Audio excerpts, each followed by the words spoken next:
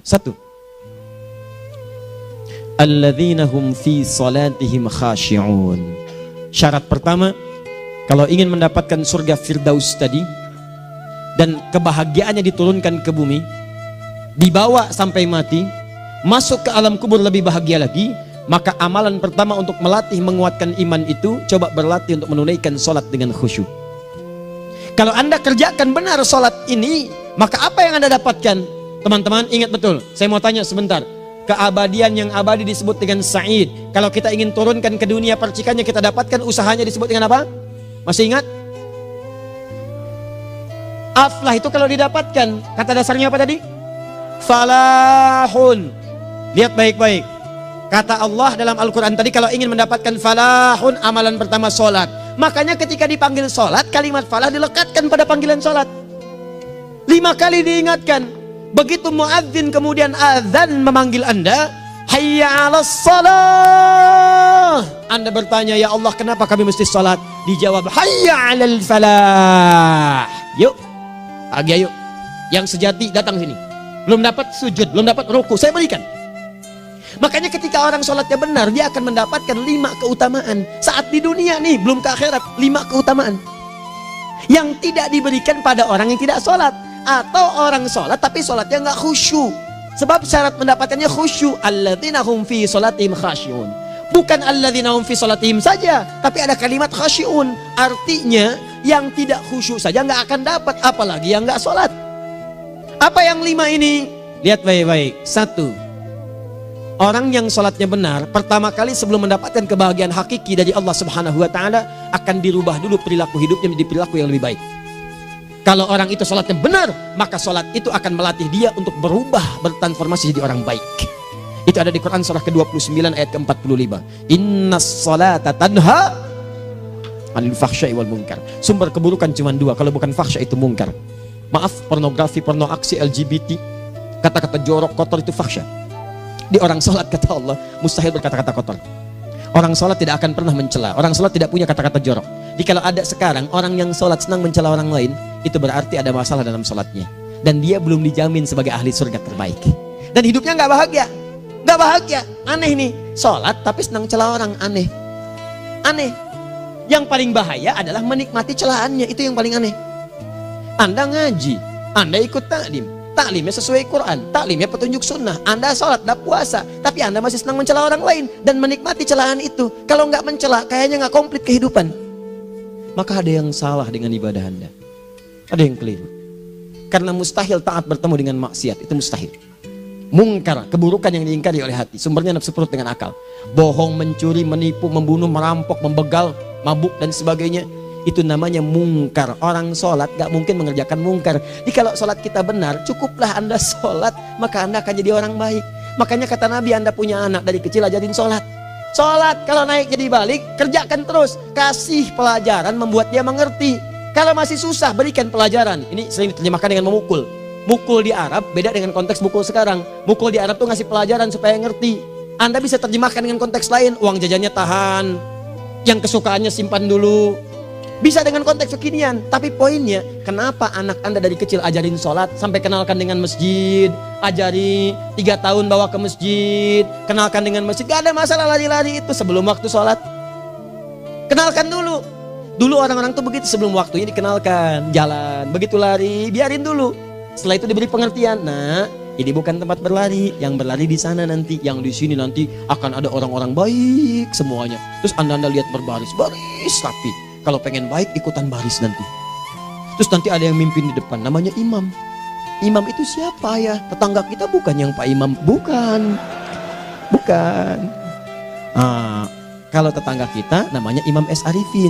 Kalau yang ini imam sholat namanya. Imam sholat itu nanti akan pimpin menyembah Allah. Allah siapa ya? Allah itulah yang memberikan ayah rizki. Allah itu yang memberikan ayah rizki sehingga bisa beli tobot buat kakak, beli robokar poli, ini yang poli, ini yang embers, ini yang heli, ini dulu kakak semuanya tuh yang kasih Allah. Nanti kalau kakak bagus bisa ikut rapi di sini, Allah akan senang, akan ditambah lagi oleh Allah. Oh begitu ya, datang begitu caranya. Ini bukannya waktu sholat belum dikenalin tadi bawanya main-main di masjid.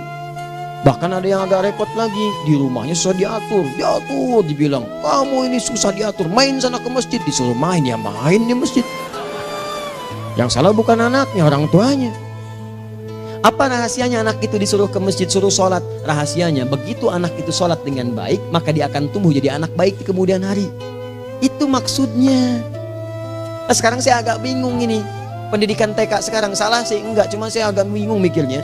Ini anak belum diajarin sholat, udah diajarin manasik. Itu bagaimana cara berpikirnya Ferguson? Agak repot saya mikirnya tuh.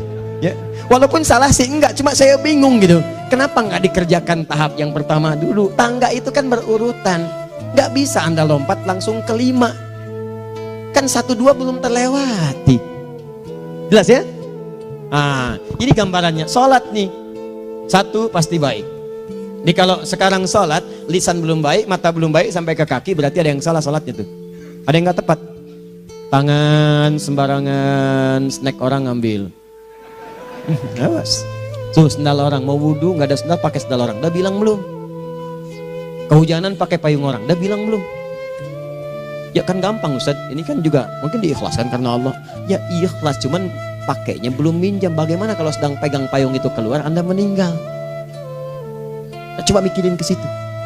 Coba ke kantor. Kalau didorong proyek yang nggak jelas, minta tanda tangan, pikirin dulu bagaimana kalau meninggal. Kemarin saya sama teman-teman artis saya katakan begini, Anda ya, kalau Anda mengaji dengan saya, jangan pernah menerima peran maksiat. Walaupun itu sekedar adegan, tapi itu maksiat. Kalau bayangkan ketika Anda memerankan itu, Anda diwafatkan oleh Allah Subhanahu Wa Taala. Maka demi Allah saya katakan tidak ada faedahnya Anda ngaji sekarang, ngaji besok. Ketika Anda menerima peran itu, Anda wafat dalam keadaan bermaksiat di hadapan Allah Subhanahu Wa Taala. Maka saya pun katakan pada Anda, ayo belajar yang betul. Pahami, bangun sholat, belajar, dalami seperti orang tua kita dulu. Tinggalkan nyontek, budaya yang gak jelas. Rasakan ketika nyontek Anda wafat. Apa yang Anda dapatkan? Di Libya itu kalau nyontek, di Libya ya, saya pernah sekolah di Libya nih. Itu kalau nyontek di Libya aja dulu. Dan rekornya 100% ketahuan. Begitu sudah selesai, cuma jeda 2 jam, langsung ada panggilan. Si Fulan silahkan datang ke kantor. Apa yang disediakan di kantor sudah siap. Anda diberi waktu 2 jam dari sekarang, siapkan beres-beres koper Anda. Di sini tertulis Anda akan pulang. Tiketnya sudah lengkap, dikawal 2 orang. Dituliskan di situ anak ini nyontek gak boleh kembali ke sini. Libya. Gak ada zero tolerance bagi yang seperti itu, keluar. Kami gak terima di sini. Harusnya begitu. Gak ada faedahnya. Yang kita butuhkan amalan dari ilmu, bukan nilai-nilai itu sementara. Gak ada. Sudah. Nah ini akhirnya begini kualitasnya nih. Tertulis di ijazahnya bagus, cum laude, IPK-nya 4, tapi nggak ada aplikasinya. Yang pintar banyak, kita butuh yang baik, pintar yang baik. Sekarang yang pintar banyak, kepintarannya dipakai untuk nipu orang. Itu yang bahaya. Ahli hukum banyak yang dihukum. Ahli ekonomi tidak bisa mengangkat perekonomian. Apa yang salah? Apa yang salah? Ini yang jadi persoalan. Tapi dasar manusia begitu di sidang mulai pakai peci, pakai baju koko, pakai tasbih, ada yang pakai kerudung. Luar biasa. Nih 2. Orang kalau sholatnya benar, Allah akan berikan ketenangan dalam jiwanya. Tenang hatinya. Jangankan musibah kecil, musibah paling besar pun tenang aja dia. Tenang, dia paham rumusnya. Allahu Akbar. Turun Quran. Surah ke-13 ayat ke-28. Ala bidzikrillahi tatmainnul. Yakinkan pada dirimu, zikir kepada Allah membuat hati tenang. Di antara turunan zikir amalannya adalah sholat. Dari mana taunya? Quran surah ke-20 ayat ke-14. Innani anallahu la ilaha illa ana fa'budni wa aqimis salata lidzikri. Saya Allah, kata Allah ke Nabi Musa. Tidak ada Tuhan selain saya, sembah saya. Bagaimana menyembahmu ya Allah? Tunaikan salat sebagai zikir kepada saya, zikir. Nah, maka kalau Anda sedang tidak tenang, ayo ke masjid. Banyak zikir itu, baca Quran zikir. Quran surah 15 ayat 9. Inna nahnu nazzalna dzikra. Kami turunkan Al-Quran sebagai zikir. Jadi kalau Anda sedang baca Al-Quran, Anda sedang berzikir. Ibu kalau sedang gak tenang, Bu, gelisah, gak enak, gak usah mengeluh, apalagi bikin status gak karuan. Ibu wudhu, ambil mushaf baca. Begitu sedang baca ada ketenangan dalam jiwa. Berdoa, zikir. Kalau sedang gak tenang, besok ada proyek, doa dulu. Doa itu memberikan ketenangan. Makanya doa disebut dengan zikir. Quran surah ke-7 ayat 205. Wadhkur rabbaka fi nafsika tadarruan wa khifatan wa dunal jahri minal qaul. Ayo berzikir, minta kepada Allah dengan segenap jiwamu, mohon dengan penuh ketawaduan. nanti ketenangan diberikan. Menghafal Quran, baca itu zikir. Quran surah ke-54 ayat 17, 22, 32, 40. Walaqad yassarnal Qur'ana lidzikri fahal min muddakir. Menyebut nama Allah, Al-Asmaul Husna itu zikir. Sedang ada persoalan, ya Allah, ya Allah, ya Allah, ya Rahman, ya Rahim, ya Malik, ya Qudus, ya Allah, ya Allah, ya Allah, ya Allah. Zikir. Dalilnya Quran surah kedua ayat 152. Fadhkuruni azkurkum. Sebut namaku, zikir. Apapun akan mengingatmu. Gimana menyebutnya? Ditafsir di Quran surah 17. Ayat keberapa? 110. Qulidullah awid rahman ayyamma tad'u falahul asmaul husna. Sebut nama Allah. Itu menentramkan pada jiwa. Sedangkan sholat gabungan dari semua zikir tadi. Bukankah dalam sholat Anda baca Al-Quran? Bukankah dalam sholat Anda menghafal Al-Quran? Bukankah dalam sholat Anda berdoa? Bukankah dalam sholat Anda istighfar? Anda mohon digabungkan semua itu. Amalan sholat menggabungkan semua jenis zikir. Masa Anda nggak tenang juga? Makanya sholat, jangankan sholat ya, tempat sholat itu yang menenangkan. Tempat sholat, tempat paling tenang di muka bumi. Kalau nggak percaya silahkan ya, Anda sebelum masuk ke Istiqomah ini, begitu Anda masuk kan perasaannya beda kan? Lain. Silahkan cek, kalau cari ketenangan datang ke masjid. Masuk, wudhu masuk, sholat 2 rakaat, tenang. Dekat kipas angin, saking tenangnya, plak, ngantuk tidur. Beneran. Enak. Makanya saat Ramadan kalau orang pengen cari ketenangan, lihat. Di perusahaan-perusahaan penuh tuh musola, pada tidur. Ya, mengamalkan hadis palsu. Ya, dia musoim ibadah, tidurnya orang puasa ibadah, hadis palsu. Nah, itu teman-teman. Itu gambarannya tiga.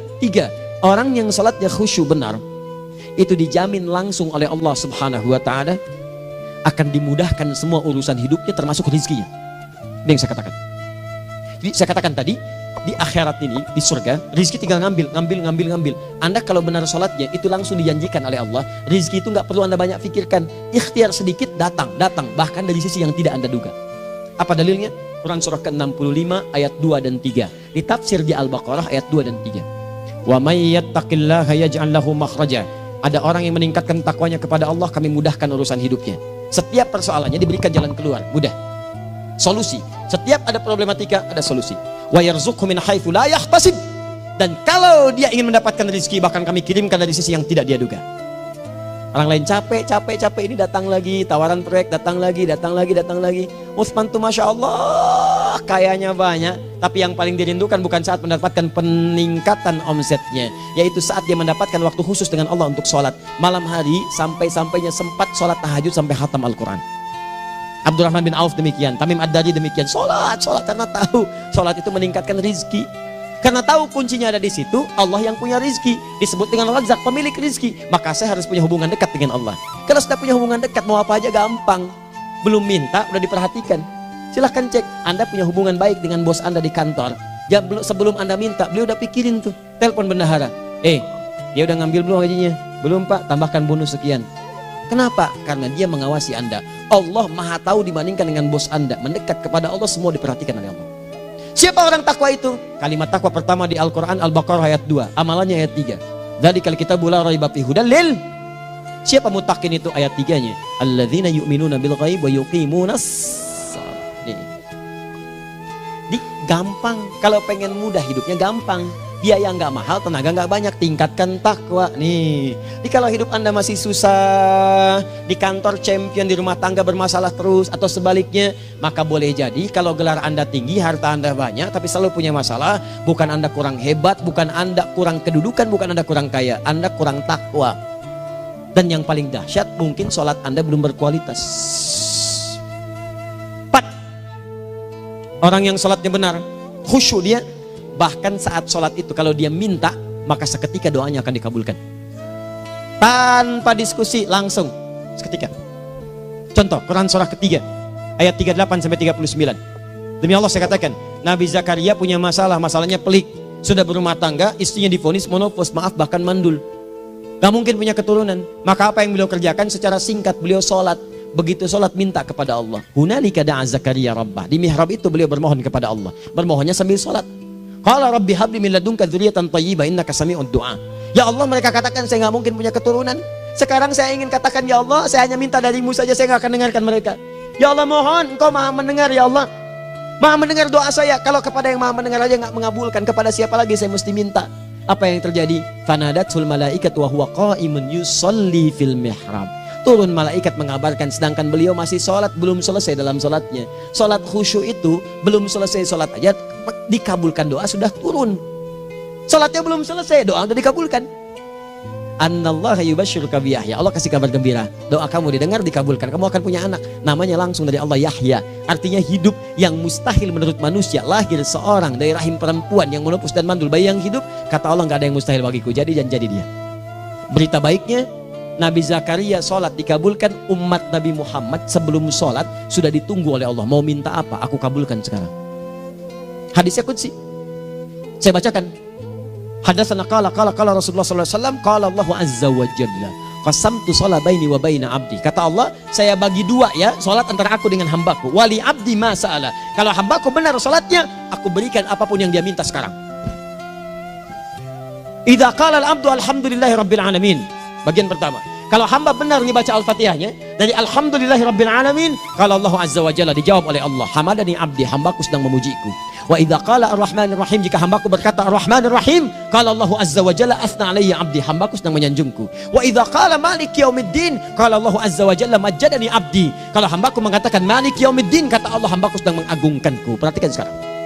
Wa idza qala al-abdu iyyaka na'budu wa iyyaka nasta'in, jika hambaku berkata sekarang, ya Allah, kami sekarang ibadah, sholat menyembahmu, dan kami sekarang sedang punya masalah, kami hanya minta tolong kepadamu ya Rabb. Apa jawabannya?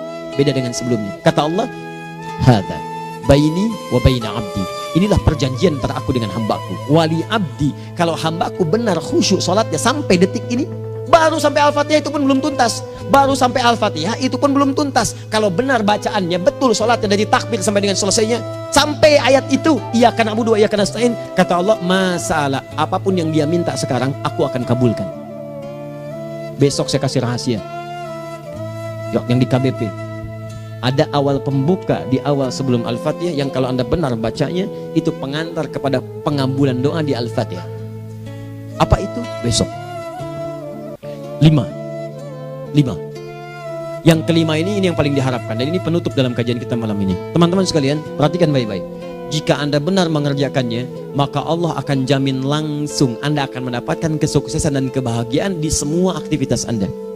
Kalau jadi suami, suami yang sukses, rumah tangga yang bahagia. Kalau jadi pegawai, pegawai yang sukses, dan di kantor bahagia. Masih ingat? Kesuksesan yang menghadirkan kebahagiaan, konteksnya dunia disebut dengan falah, dipegang disebut dengan aflah. Dikembalikan lagi ke atas, ke surah ke-23 ayat 1 dan 2. Qad aflahal mu'minun. Apa amalannya? Alladzina hum fi salatihim khashi'un. Persoalannya, kalau anda sholat belum mendapatkan satu di antara 5 ini, apa masalahnya?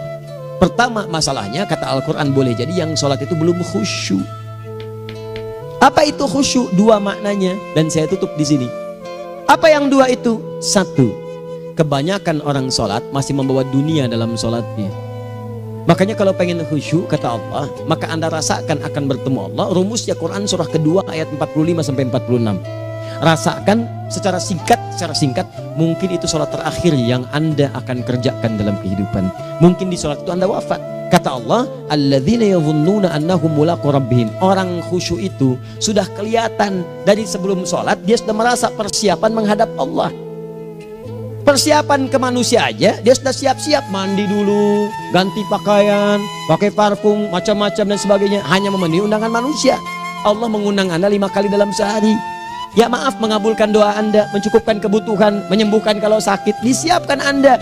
Harusnya apa? Penampilan sempurna. Kata Quran, orang khusyuk itu kelihatan sebelum sholat, pakaiannya kelihatan. Quran surah 7 ayat 31, ya bani Adam khudhu zinatakum inda kulli masjid. Hai anak cucu Adam, kalau tiba panggilan dari masjid, kenakan pakaian terbaikmu. Di anak cucu Adam tuh kelihatan. Kalau orang khusyuk, begitu adzan kelihatan pakaiannya lain, pakaiannya indah. Khudhu zinatakum, kenakan pakaian terbaikmu. Dipakai, bertemu Allah, bertemu manusia aja pakaian bagus-bagus. Ini aneh ya, ada orang salah ibadah aja, orang salah ibadah pakaiannya bagus-bagus. Lihat nih hari-hari tertentu, besok tuh orang mau ke tempat masing-masing tuh, ada yang pakai jas, pakai dasi, pakai batik, pakai kebaya, anaknya dibawa, dikuncir 2, bawa manisan macam-macam. Mau salah ibadah aja tampilan bagus. Masa antum yang benar ibadahnya nggak bagus? Bedakan pakaian futsal, pakaian sholat ganti dengan yang sholat. Ini gimana pakaian sholat pakai pakaian futsal? Depannya gambar Messi, belakang Ronaldo. Repot. Malaikatnya juga bilang, kamu salah baju, harusnya Luka Modric.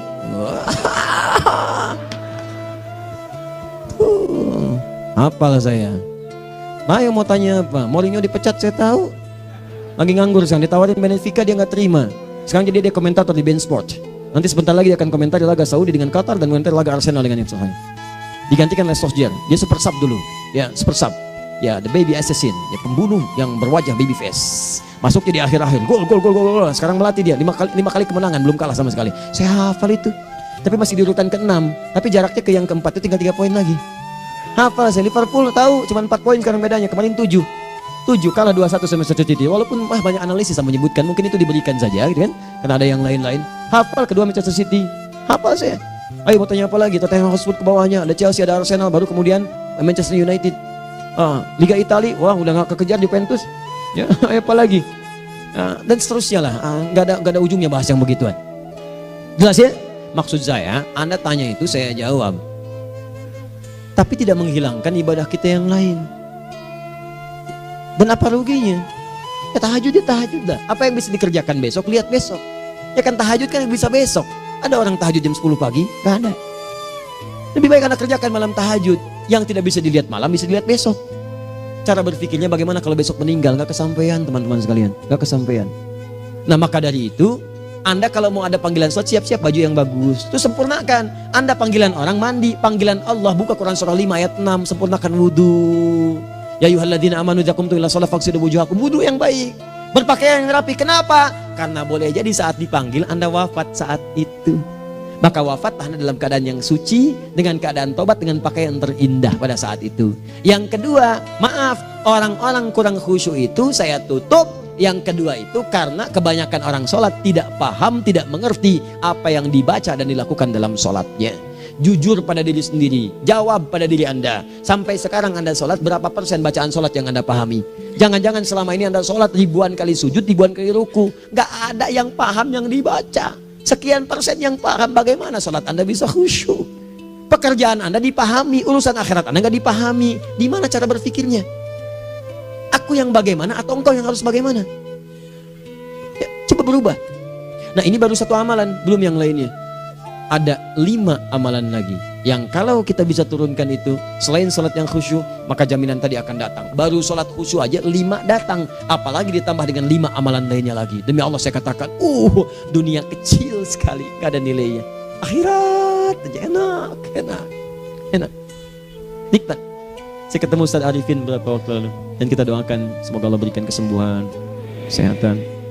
Saya datang, biasa kita adamin berdoa, duduk. Bang istirahat, bang butuh istirahat, umat udah nunggu. Dah gak usah mikir yang lain, karena beliau cerita masjid, cerita zikro, cerita mana. Ya insya Allah. Nitipin ini, nitipin itu dan seterusnya.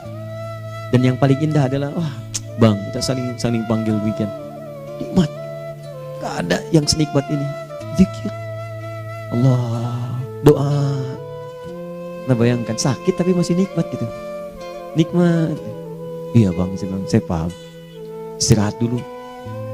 Banyakkan nanti orang jengkuk. Saya pamit dulu ya, supaya bisa istirahat, supaya tenang. Lama kita pegangan tangan, ngobrol, saling mendoakan. Itu nikmat.